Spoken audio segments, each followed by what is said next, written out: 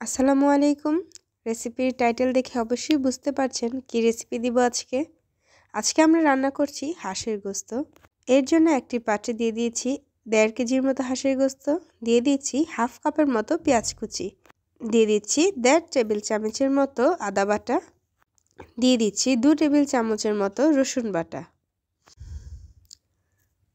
দিয়ে দিব পরিমাণ মতো লবণ, দিয়ে দিব 1 টেবিল চামচের মতো হলুদের গুঁড়া, দিয়ে দিব 2 টেবিল চামচের মতো মরিচের গুঁড়া, দিয়ে দিব 1.5 টেবিল চামচের মতো ধনিয়া গুঁড়া, দিয়ে দিব হাফ চা চামচের মতো জিরা গুঁড়া, দিয়ে দিব হাফ চা চামচের মতো গরম মশলা গুঁড়া, দিব 3টি দারচিনি ও 3টি এলাচ, দিয়ে দিব 4 টেবিল চামচের মতো সয়াবিন তেল। এবার সবগুলো উপকরণ ভালোভাবে মাখিয়ে নিতে হবে। আমি 5-6 মিনিটের মতো ভালোভাবে মেখে নিয়েছি। এই তো ভালো মতো মাখিয়ে নেওয়ার পর এগুলোকে আমি রান্নার জন্য বসিয়ে দিব। এই তো মাখানো হয়ে গিয়েছে, দেখতেই পাচ্ছেন কি সুন্দর হয়েছে। এবার চুলার ফ্লেম মিডিয়ামে রেখে ভালো মতো বসিয়ে দিতে হবে রান্নার জন্য। এই তো মাখানো হয়ে গেলে এখানে দিয়ে দিব হাফ কাপের মতো নারকেলের দুধ।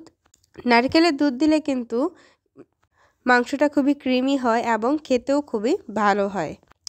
এটি একটি নতুন রেসিপিটি শিখেছি একজন আন্টির কাছ থেকে, তো চলুন সেটাই আপনাদের সাথে শেয়ার করা যাক। এই তো মাখানো হয়ে গেছে, এবার আমি চুলায় বসিয়ে দিয়েছি। মিডিয়াম ফ্লেমে ভালো মতো কষিয়ে নিতে হবে। একটু নেড়ে চেড়ে সময় নিয়ে ভালো মতো কষাতে হবে যেন নিচ দিয়ে লেগে না ওঠে। নিচ দিয়ে লেগে উঠলে কিন্তু খেতে ভালো হবে না।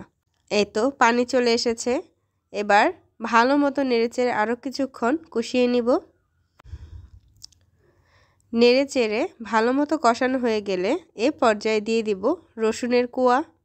এখানে আস্ত রসুনের কোয়া দিয়েছি, কেননা রসুন কিন্তু খুবই ভালো লাগে মাংসের মধ্যে খেতে, তাই আমি দিয়েছি। আপনারা চাইলে নাও দিতে পারেন, এটা ম্যান্ডেটরি না। এই তো মাংস থেকে কিন্তু তেল উঠে এসেছে। এই পর্যায়ে রসুন দিয়ে বেশি নাড়াচাড়া করা যাবে না, না হলে রসুনগুলো সিদ্ধ হয়ে এলে রসুনগুলো কিন্তু গলে যেতে পারে। হালকা হাতে একটু পরপর নেড়ে দিতে হবে যেন নিচ দিয়ে লেগে না ওঠে। এই তো এটা একটুখানি নেড়ে চেড়ে মিশিয়ে নিচ্ছি। পাশাপাশি আমি হালকা একটু গরম পানি করে নিয়েছিলাম মাংসতে দেওয়ার জন্য। এখানে আমি পানি দিয়েছি প্রায় 4 কাপের মতো। হাঁসের মাংসতে বেশি পানি দিলে কিন্তু পরবর্তীতে হাঁসের মাংসটা পানসা লাগে এবং খেতে ভালো লাগে না। হাঁসের মাংসটা যত শুকনো শুকনো হবে ততই খেতে খুবই ভালো লাগবে। এই তো এবার ঢাকনা দিয়ে ডেকে বলক আসা পর্যন্ত ওয়েট করতে হবে। এই তো বলক চলে এসেছে, এবার আবারও একটু নেড়ে চেড়ে দিব। বেশি নাড়া যাবে না, না হলে আবার রসুনগুলো গলে যাবে। অবশ্যই খেয়াল রাখবেন চুলার আঁচ মিডিয়াম টু লোতে রাখার জন্য। এই তো হাঁসের মাংস কিন্তু একদমই রেডি। এবার আপনি এটা যে কোনো কিছু দিয়েই পরিবেশন করতে পারেন, পিঠা হোক, পোলাও হোক অথবা রুটি। ভিডিওটি ভালো লাগলে অবশ্যই একটি লাইক, শেয়ার অ্যান্ড কমেন্ট করে যাবেন। Thank you. আসসালামু আলাইকুম।